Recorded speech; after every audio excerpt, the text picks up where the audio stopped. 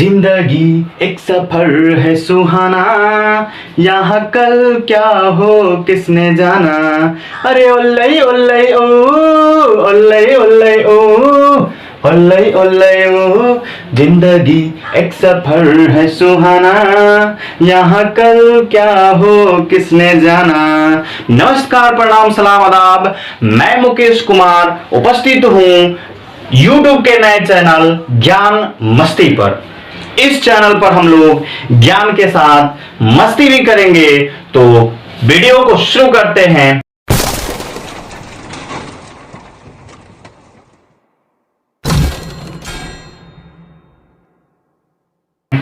जैसा कि आप थंबनेल में देखा है, मछली ने लिया जान। तो अगर जाननी है आपको तो वीडियो के अंत तक बने रहें। मछली ने कैसे जान लिया, आइए हम जानते हैं कहानी के माध्यम से।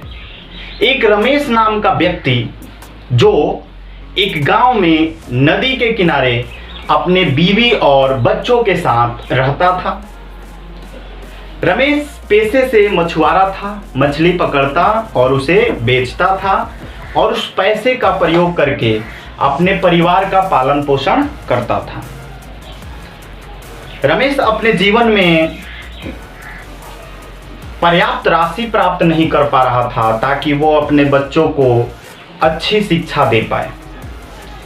वो प्रतिदिन यही सोचता था कि कैसे ज़्यादा पैसा कमाया जाए ताकि अपने बच्चों को अच्छा शिक्षा दिया जाए और बच्चों को कामयाब बनाया जा सके, ताकि हमारे बच्चे हमारे जैसे मछली न पकड़े। नित्य दिन रमेश यही सोचा करता था। फिर उसके दिमाग में एक विचार आया, उसके दिमाग में एक आइडिया आया।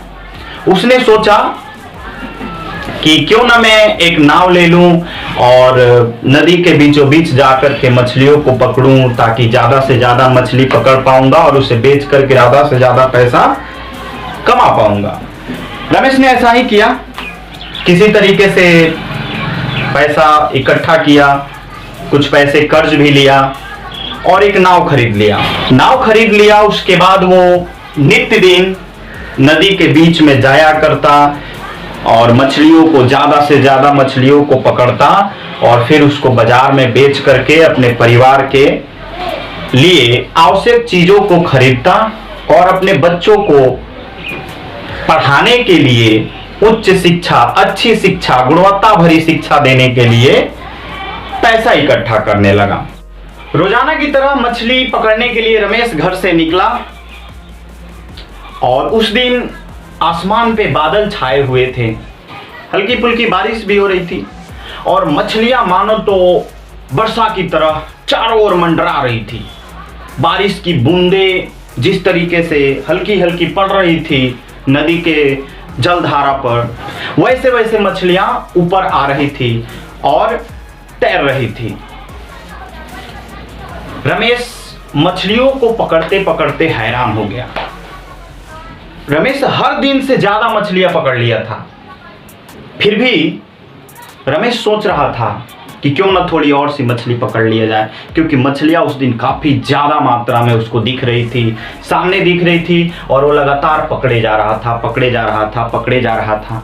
ऐसा करते हुए पूरा नाव जो है वो मछलियों से भर गया।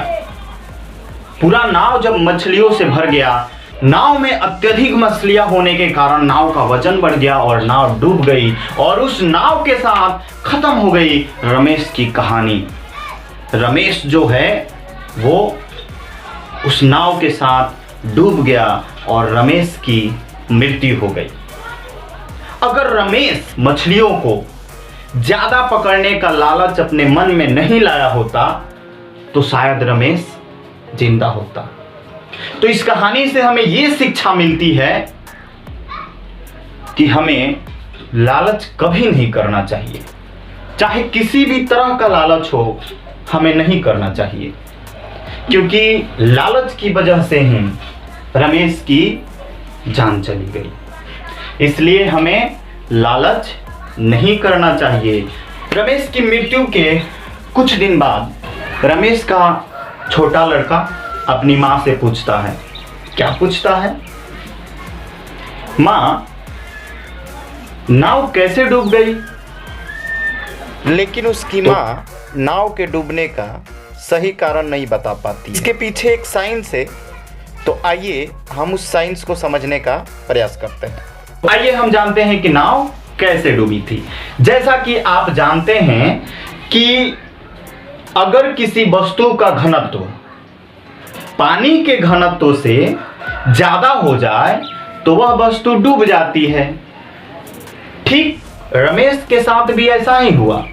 वो मछलियों को लगातार नाव पर लादता गया, जिससे नाव का वजन बढ़ गया और आयतन कम हो गया। वजन बढ़ने के कारण नाव का घनत्व ज्यादा हो गया पानी के घनत्व से, इसीलिए नाव डूब गया। यदि वीडियो अच्छा लगा हो तो लाइक करें, चैनल को सब्सक्राइब करें और खूब शेयर करें। मिलते हैं अगले वीडियो में।